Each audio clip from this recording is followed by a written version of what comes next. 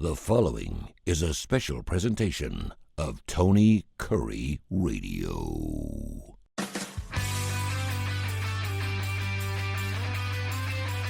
If you've been listening to Tony Kurre Radio, like 100,000 folks have with the app, we greatly appreciate you. Always in the top 10% of podcasts from coast to coast. We're very, very proud of that because we have great content and great shows, including, of course, Mission Minded with Michael Coleman, CEO of the Heart of Alabama Food Bank. And, of course, our next show, which is Bite by Bite, which is more specific to the Heart of Alabama Food Bank and Feeding America. There's a lot of things that the people can do to help programs, and particularly since there's been a lot of cutbacks and everything else. And I know there's this thing called legacy giving or planned giving. And I'm assuming this is something that perhaps you could write into your will, or something that down the road you can give, which is a beautiful thing because a lot of people don't realize that, hey, listen, if you're really a big fan of this particular type of thing, I know a lot of older folks do that as they get a little older. They're like, hey, listen, I've been giving to the ASBSCA for years or whatever it is, and I want to continue to do that through my name or through my foundation or through my life. That's certainly something good that you want to talk about today. Go ahead. Yeah, it's really because people. It's just an interesting dynamic when people get ready and they start thinking about their affairs. It's typically not done real early. Most of the time, you get our age, 50s, 60s. You want to start thinking about, okay, what happens if I don't wake up in the morning to my affairs? And used to be so many people used to just, I don't want to think about it. I don't want to wish it into or speak it into actuality. But I think most of us want to be responsible and know that we're not promised tomorrow. So the question is, what do you want to do, and do you want to establish a legacy? Some people, if they die, and many people actually, they don't even have enough money to cover their own burial. Yeah. Okay.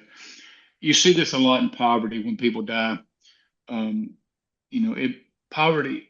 who die in poverty, it typically becomes a burden on others in poverty to have to in the family to cover their debts or cover the burial. Middle class, though, and wealthy class people, typically in death, you're passing along assets. So you are continuing the wealth buildup. There's the government sees that and they want to make sure if you leave over $1 million, there's a tax, if you bequeath over $1 million. And then, there's all sorts of laws about trust. And the reality is, though, there's a lot of people that I've talked to that are like, you know what, my family, my children make a good living, or I've only got one child and they already make good money. So I'm not going to leave them extra millions of dollars, or I'm not going to leave them $500,000. So what do I want to do with that? Or actually, sometimes there's people that don't have anybody to give it to, or, maybe a nephew, cousin, something like that. So lots of times, what's really, I think, is a great idea is to be able to either create an endowment that continually supports nonprofits.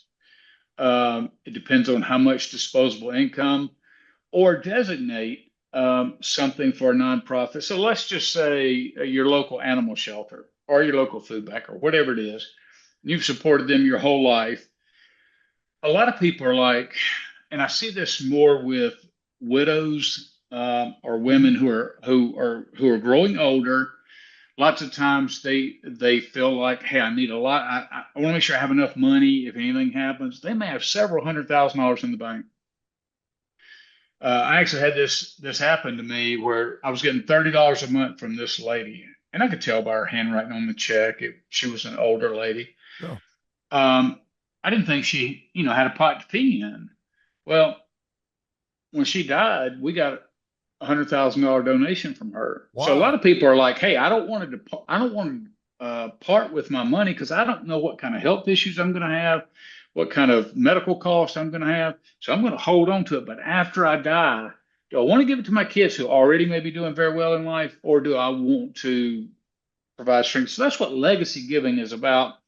is, and there's just a million different ways to do it. So if you're interested in that, I would consult. You can create a will, and in your will designate, hey, whatever. I don't know how much money I'm going to have, but 10% of my estate goes to this work, this nonprofit. And so whoever is your executor, when it's all put together and they calculate the total worth, it's probated. Okay, 10% is this much. They write the check to the nonprofit to fulfill the will. Some people say, well, I don't have a lot, but I still want to make an impact. So some people will even take out a life insurance policy and say for $100,000 and say, you know what, I can afford this policy every month. Mm-hmm. I don't have an extra 100,000 maybe in the state to give them, but I want to make a lasting impact. So they think about it like that. Hey, after I'm gone, the nonprofit is awarded that policy. And it really, from a nonprofit side, I would tell you it makes a huge difference. About once a year, we get a check in or get notified from an attorney that somebody has passed away and they have left something in their will for us. And we've gotten as much as $250,000, and we've gotten, it could be 5,000. Sure. But it's always makes a difference because that's money that you're not expecting. It's not, you haven't budgeted. It just comes in. It can really help you overcome some real challenges. And so I just like encouraging people, when you think about it, don't always just think about giving to your family. Maybe that's not the best way you want to use your money, but look out to a work that you're passionate about, that you care about. It's not going to happen on its own. You're going to have to leave some sort of legal process for that to get that. But you really can make a substantial difference in a nonprofit's existence and in their mission if you just do a little bit of planning. And again, those are just two ways that I gave you. There's many more to plan on continuing to make a difference, continuing to expand your legacy, even after you've passed on from this earth. You can't take it with you when you go, my friend. That's right. You can't. So give it to the Heart of Alabama Food Bank. Just do the right thing. We will take it and do good things with it. I'm sure you will. Have a great weekend, my friend. Appreciate you. You as well, man.